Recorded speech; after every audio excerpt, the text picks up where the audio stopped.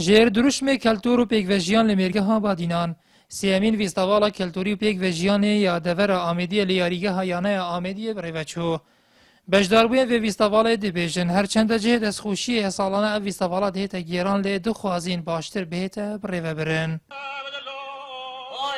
لەبەرەوەی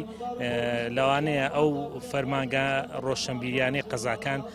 بجۆکی وایان لەبەردەست نەبوو بێت بۆیە نەیانتوانیوە وەکو پێویست خۆیان ئامادە بکەن لەو بارودۆخەی ئەمڕۆ پێویستە ئەو شتانە ئەنجام بدرێت و ئەگەر لایانی پەیوەندیداریشکە حکوومەتە پشتیوانی نەکات. سیامین ویستاوالا کلتوریا آمیدیه بجداریا گلک چالاکیا برنگ اگه گشتی گلک باش بولی هیوی دارم سالت بهت شوک گرک و پکتر و برنگ اگه جانتر بهت اگران سرارای کو ناحیه شیلادیز مازندرین ناحیه قازا آمیدی جلای رونجوانان و کو پتر جچل هزار کسا لینا و دوین آمیلکی دا نهاد بود دیار کرن کو یا گریدای میجو دور آمیدی بو لسر بجدار بویان دهات دابش کرن اوجی بویا جهه گلیا بجدار بوین ناحیه ناوری و بایکوتا ویستاواله کرینه. مادیم بجدار بیم کدلوکو بیشین تعریف و ویستاوالت یتن یان قضا آمدی یتن لیبوری و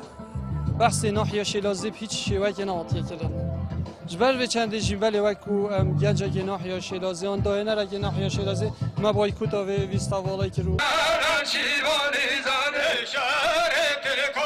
ریوبر روشنبیری هنری لآمیدی جبره کامای کائن آرتی داخاز لیبورین جهاولاتی ناحیه شیلادزه دکت. خلالک هبویت نوا پروگرام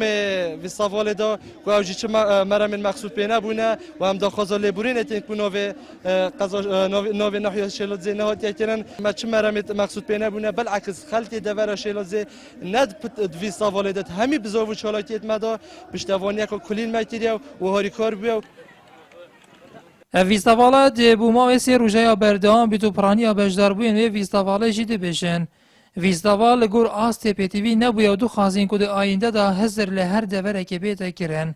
و بشیوه که برفرهتر بیتا پریوه برن.